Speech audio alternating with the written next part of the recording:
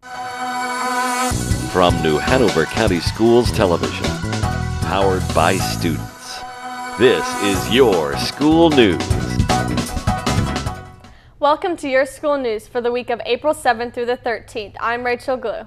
And I'm Jordan Fife. Topping our newscast this week, the Board of Education holds April meeting, Barth brothers visit College Park Elementary, and Park and Moorhead Kane scholarships are announced. The Board of Education held their monthly meeting on April 1st. The meeting was not long and featured a number of board recognitions and a long list of new business items. We start this week's newscast with our board notes, and standing by in the newsroom is YSN reporter Chase Fulton. Thank you, Rachel. The April Board of Education meeting featured a full agenda of new business, a number of policies under old business that evoked some discussion. But first, the meeting started with recognitions of achievement. The board recognized Sarah Gubitz, the 2014 North Carolina Gifted Administrator of the Year. Then, with the help of the Superintendent of Human Resources, the board honored the dozens of teachers who have become newly National Board certified teachers and those who renewed their certification. Under old business, the policies for second reading were all approved. They include Policy 6434, use of tobacco or nicotine is prohibited by adults, Policy 8200, school counseling program, Council Policy 8410, policies, rules, and procedures relating to student discipline, Policy 8420, student substance abuse, and Policy 8430, use and possession of tobacco or nicotine by students. There were 18 items of new business for the board to discuss and vote on at the April meeting.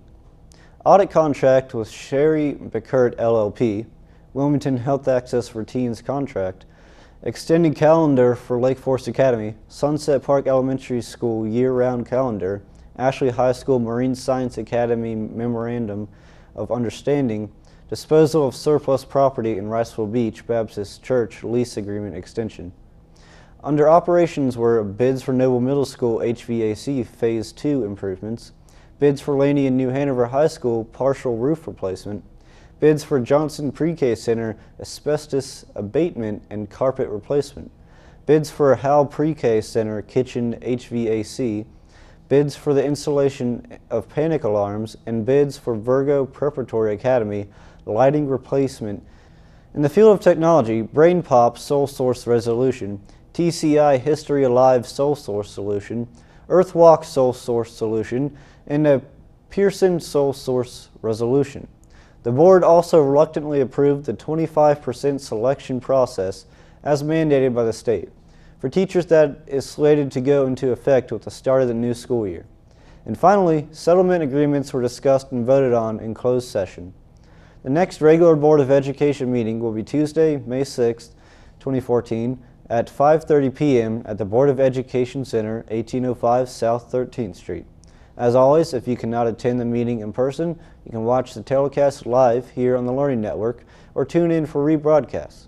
Wednesday nights at 8 p.m., Friday mornings at 8 a.m., and Sundays at 1 p.m. Board meetings can also be watched online at www.nhcs.net. I'm Chase Fulton. Back to you. In other news, Casey and Connor Barth recently visited College Park schools to give a motivational speech to the 3rd through 5th graders. They used the 7 Habits of Happy Kids to relate their values to the students and talked about why they have been successful in their lives. The students got to ask questions and get autographs.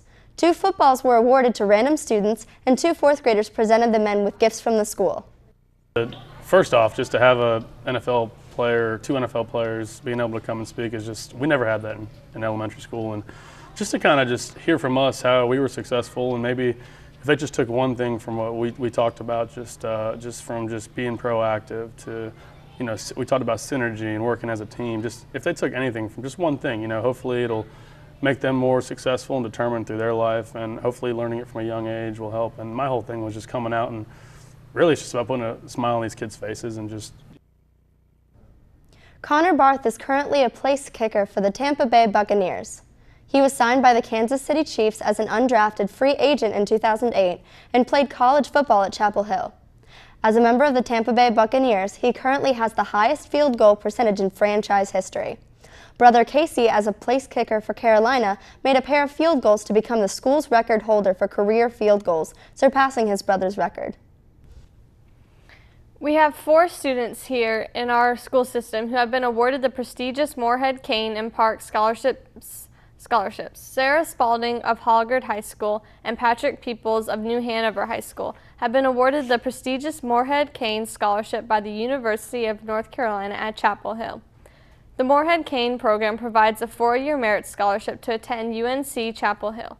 In addition, Rachel DeLange of Hoggard High School and Rachel Walter of New Hanover High School have been awarded the esteemed Park Scholarship by North Carolina State University. The Park Scholarship provides a 4-year scholarship to attend NC State. Congratulations to all 4 of these students. Students in Miss Freeman's 7th grade language arts class at Williston Middle dressed up like characters from the classic novel To Kill a Mockingbird and created skits to perform in character during class. Students took time to look at all the elementary of the classic novel. Each day, a new lesson unfolded for the students as they talked about the culture and history in the South during the book's time frame. They explored the various characters in the novel: Atticus Finch, Tom Robinson, Scout, Jim, and Boo Radley. Students broke down the symbolism used by Harper Lee and themes of the novel. To Kill a Mockingbird won Pulitzer Prize for Literature in the 1960s and has become a classic. The plot and characters are loosely based on the author's observation of her family and neighbors, as well as on an event that occurred near her hometown in 1936. The Recycled Trash Talkers, the Human Beings, and Eco-Raptors teams from John T. Hoggard High School that participated in the Coastal Envirothon competition held at Weyerhaeuser's Cool Springs Environmental Education Center in Craven County this month. The Coastal Envirothon is a qualifying event for the state Envirothon competition. We have a complete report just how Hoggard did at this year's events from YSN reporter Jamie Stalford.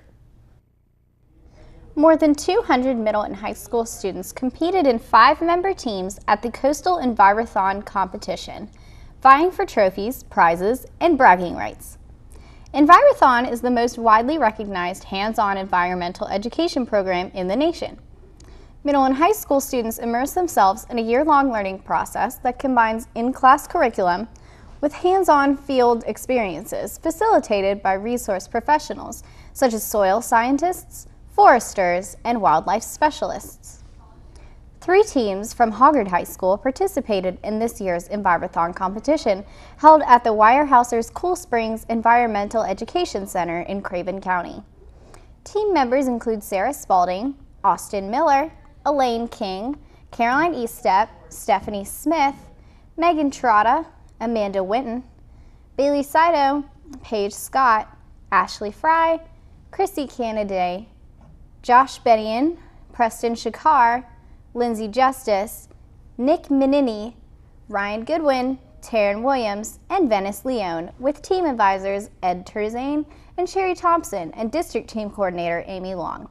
When we get to competition, our students do a number of hands-on events, such as there's one that we do called Wildlife, which is one of the 5 events that they take part in, and they'll be given something, a skull such as this, and they'll have to identify the skull by its genus and species. And also there's some other things they do, like in their aquatic events, they'll be given various fish that they'll have to identify or answer questions about the flora and the fauna of the area while they're competing. The Hoggard teams advanced to the state level Envirothon to be held at the end of April at Cedar Rock Park in Alamance County. The top 14 teams, 7 high school and 7 middle school, from each area will then move on to state level competition. Our teams, and they are in groups of 5, they will prepare by meeting during lunch about once a week and hopefully studying their materials.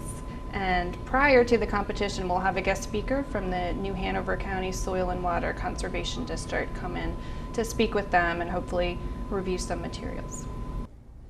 Envirothon competition tests student knowledge in 5 subject areas: soil, land use, aquatic ecology, forestry, wildlife, and current environmental issues.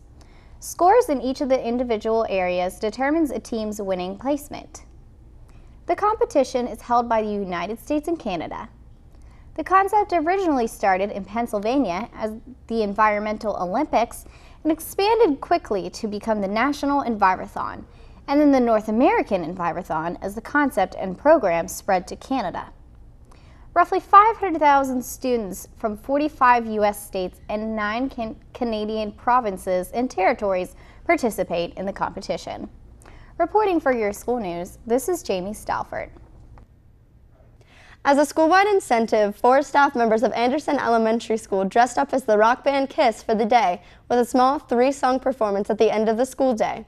The students were promised and challenged if they collectively raised over $6,000 in support of the National Heart Association's Jump Rope for the Heart, that Mr. Fallon, Mr. Matthews, Mr. Bayless, and Mr. Mullins would dress up as members of the rock and roll band KISS and have a performance at the end of the day.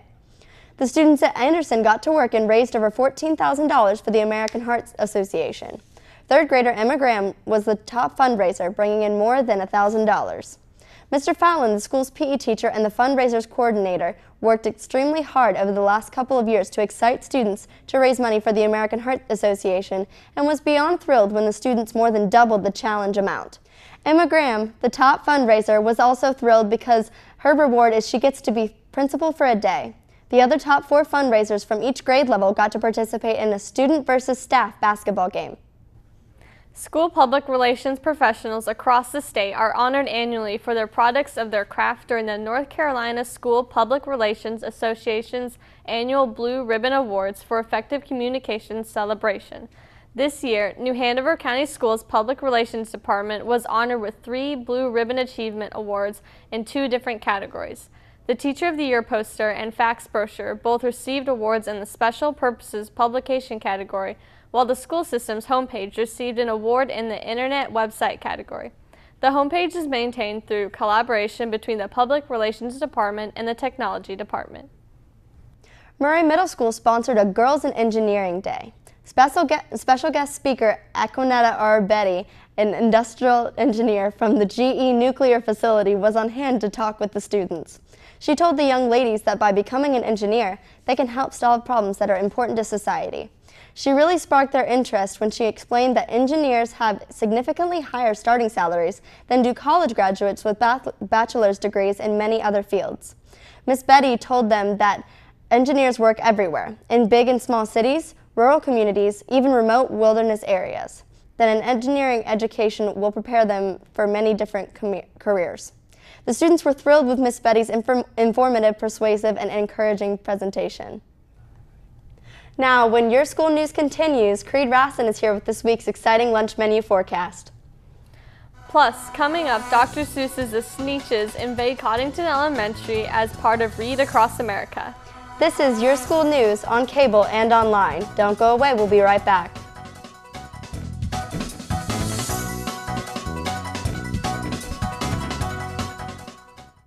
We are different. Society should aspire to be more like us. Be part of the first class. Get energized. Get outside. Hold on, guys. It's gonna get bumpy. And get moving. Experience the power of physical activity.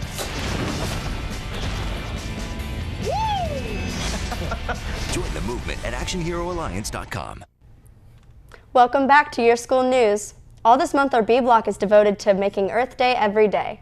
For more than 40 years, Earth Day, April 22nd, has been a powerful focal point for inspiring and mobilizing individuals and organizations worldwide to demonstrate their commitment to environmental protection and sustainability. During the month, we are celebrating and explaining the many ways we can help the Earth all year long. Through a billion acts of green, people each day are taking small steps in their homes, schools, and businesses to make Earth Day every day. With our nation's population doubling over the past 50 years, our thirst for water is growing, and at least 36 states are facing water shortages. In fact, the need for conserving water is becoming more and more critical. Water is one of our most precious resources, and we need it to survive. It is important that we work together and start using water more efficiently in order to save money, energy, and resources. We get a report on the importance of water conservation from YSN reporter Cassie Williamson. The average person uses almost 100 gallons of water every single day. Water is essential to everyday life.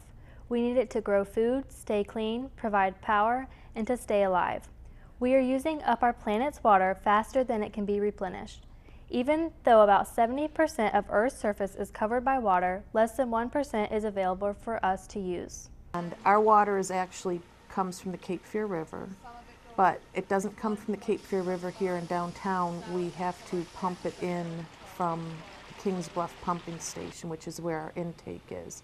And that's about 25 miles upstream in Bladen County, and that's because we get saltwater intrusion the closer you get down towards the ocean. So it's very difficult and very expensive process to treat salt water.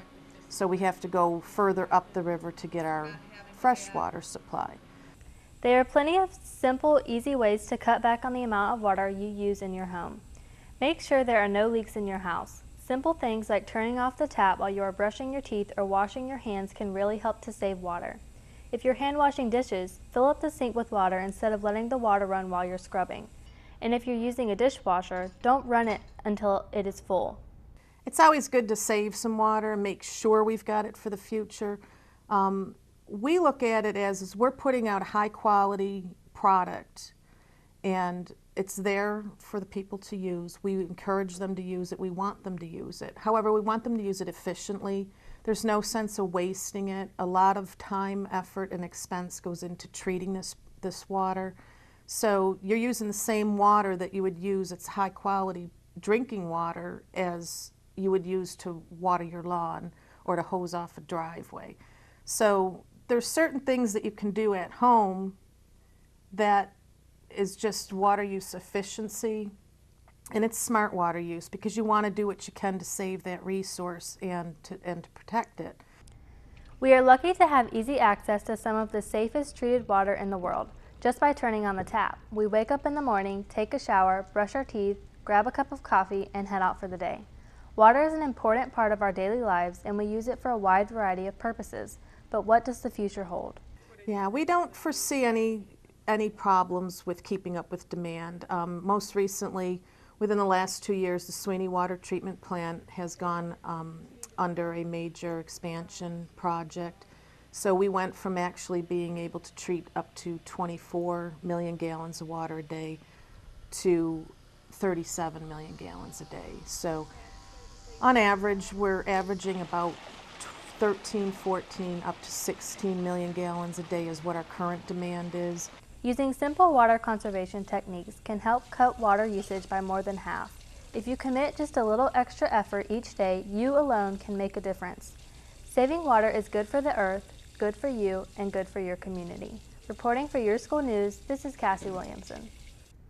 Thank you, Cassie. In addition to saving money on your utility bill, water conservation helps prevent water pollution in nearby lakes, rivers, and local watersheds. Conserving water can also extend the life of your septic system by reducing soil saturation and reducing any pollution due to leaks. Overloading municipal sewer systems can also cause untreated sewage to flow to lakes and rivers. The smaller the amount of water flowing through these systems, the lower the likelihood of pollution. In some communities, costly sewage system expansion has been avoided by community-wide household water conservation. Finally, here are a few tips for saving water in your yard and garden. Plant drought-resistant lawns, shrubs, and plants. Put a layer of mulch around trees and plants. Water your lawn only when it needs it. Water during the early parts of the day. Avoid watering when it's windy. Add organic matter and use efficient watering systems for shrubs, flower beds, and lawns. Use a broom or leaf blower, not a hose, to clean driveways and sidewalks. Finally, check for leaks in pipes, hoses, faucets, and couplings around your house. Thanks, Jordan. Join us next week as we continue our series of Earth Day Every Day. It's time now for this week's lunch bill of fare. Gone are the days of mystery meat and the crappy hairnet-wearing lunch lady. Across the county, school lunchrooms have gotten a facelift and a menu makeover. This week, our lunch menu analyst, Creed Rassin, joins us with the week's school lunch menu so parents, students, teachers, and everyone working with the new Hanover County school system can plan their lunchtime options. Thanks, and welcome to this week's edition of the Lunch Bill of Fare. Among the ingredients that are at their best in April are watercress, spinach, lettuce, prawns, and purple sprouting broccoli. Now, we might not see any of those things on our lunch menu this week. We still have a lot of great selections. On Tuesday, April 8th, your entree choices are oh so southern: oven fried chicken or a Salisbury steak. On the side, a biscuit mashed potatoes, collards, a garden salad, and fresh fruit. On Wednesday, April 9th, enjoy either cheesy breadsticks or spaghetti with the breadstick. On the side, broccoli, a classic garden salad, chilled peaches, and pudding. On Thursday, April 10th, you have two great entree choices: Philly cheesesteak or a pizza slice. On the side, pasta salad, sweet potato puffs, a garden salad, and an applesauce. On Friday, April 11th, your cafeteria serves up nachos grande or enjoy fish sticks. Then on the side will be cornbread, glazed carrots, black bean, or in corn salad, a garden salad, and fresh fruit. For the weekend, I've got my healthy tip. This weekend, enjoy something that will boost metabolism and help you lose weight fast. Enjoy a cottage cheese-filled avocado for 200 calories, and you'll get 9 grams of protein and 7 grams of fiber. And no dirty dishes. Remember, it's all about eating right. After the weekend, enjoy the week off because it's spring break. Get outside and absorb some healthy vitamin D. Now, taking a look once again at your lunch entrees for the week, you've got some great selections with some really great sides to choose from throughout the week. Tuesday has 2 great entree choices with fried chicken and Salisbury steak to choose from. We end the week strong with the classic fish sticks. Then don't miss those sweet potato puffs on the side on Thursday. That's what's on slate for lunch at your school's cafeteria, so don't miss any of those nutritious, delicious, and healthy meals. From the newsroom, this is Creed Rassin, reminding you eating is an agriculture act. Thanks, Creed. Don't forget, you can also catch the Lunch Bill of Fare during the morning show here on the Learning Network and get lots of healthful nutrition information online at www.nhcs.net/nutrition. Now don't go away. Coming up, the Sneetches invade Coddington Elementary. But up next, we've got the high school sports report with Russell Harrison. Russell will keep you updated on all the games for the coming week. Your school news will continue right after the break.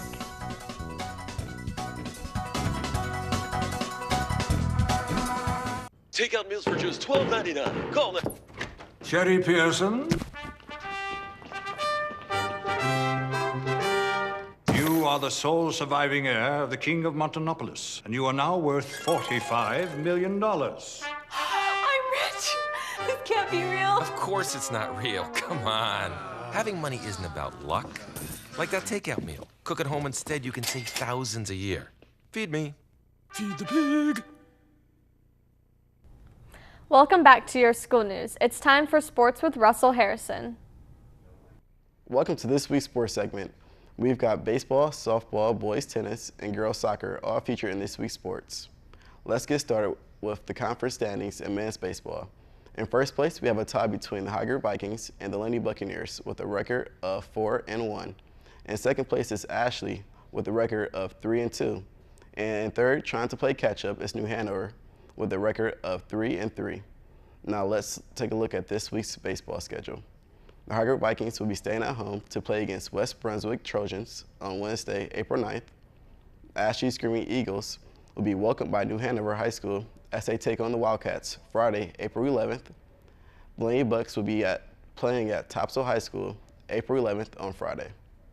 Now taking a look at this week's softball schedule. The Lady Wildcats softball team will be playing at Hogger to face off against the Vikings on Tuesday, April 8th. Lady Girls Buccaneers will have the home field advantage as they go head-to-head against South Brunswick April 8th on Tuesday. Ashley Screaming Eagles will be staying at home, taking on Topsail Pirates also on Tuesday, April 8th. Games coming up in this week's girls lacrosse. Hogger Girls will be playing at Legion Stadium to play against New Hanover on Tuesday, April 8th. Ashley High School will be staying at home April 9th to play against Rose High School on Wednesday. Lady Bucks will also be staying at home this week as they take on Cape Fear Academy on Wednesday, April 9th. Finally, we have the girls' soccer schedule for the week. Lady High School will be traveling to play against West Brunswick Trojans on Thursday, April 10th. Ashley Screaming Eagles will be at home playing against the South Brunswick Cougars on Thursday, April 10th. Haggard Vikings will be playing at Topsail Field as they face off against the Pirates also on Thursday, April 10th. New Hanover Wildcats will be playing against Pinecrest at Legion Stadium on Friday, April 11th. We wrap things up with men's tennis. This week, Ashley High School was defeated by the Haggard Vikings on the tennis court with a final score of 7-2. The person who led with the most scores was Haggard Jr. Evan Linnett. Linnett won 6-0, 6-0 at number 2 singles and teaming with Matt Jensen for an 8-0 win at number 1 doubles. The Vikings, 11-2 and 9-1, now have won 9 consecutive matches. Hopefully they will continue this winning streak without being broken.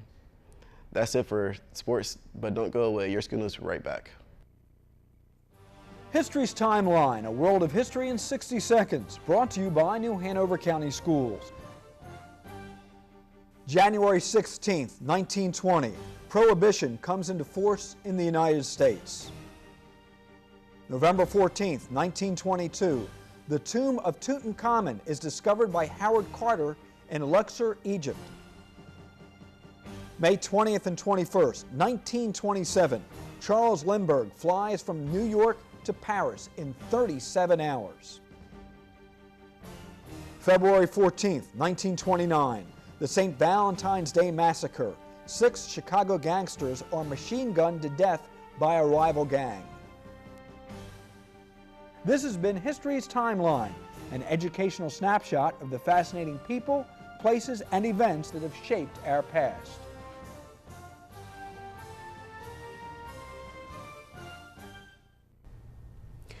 Welcome back to Your School News. As part of a week-long celebration of Dr. Seuss's birthday and reading, students at Coddington Elementary performed an adaptation of Seuss's The Sneetches. In this classic story, there's an important lesson in discrimination. Sneetches try to keep up with the in crowd. As the story unfolds, both the star-bellied Sneetches and the plain-bellied Sneetches do not mingle. During the story, the two types learn that they are all just Sneetches underneath and learn to be friends with each other. For the play, the kindergartners dressed up in yellow Sneetch costumes. From beak and feather heads to yellow feet, the students were all in full costume. Teachers lead the students through the play. As they read the story, the students on stage repeated it while acting out the scenes. They also broke out into song at key moments in the play. The play taught students the follies of discrimination and celebrated Dr. Seuss's birthday in a fun and creative way. Everyone in the attendance enjoyed the performance. The audience of parents and other Coddington students gave the small actors a long round of applause to conclude the evening. That does it for this edition of Your School News. Recapping some of our main stories. Board of Education held April meeting. You can watch it online. Football place kickers, the Barth brothers, visited College Park Elementary to encourage students to learn. And both Haggard and New Hanover high schools had Park and Moorhead Kane scholarship winners. Remember, Your School News is on cable and online. And don't forget to start your morning with our light and lively morning show, weekdays at 6 a.m. I'm Jordan Fife. And I'm Rachel Glue. On behalf of the entire YSN crew, thanks for watching New Hanover County Schools TV on the Learning Network of the Cape Fear. Have a great day.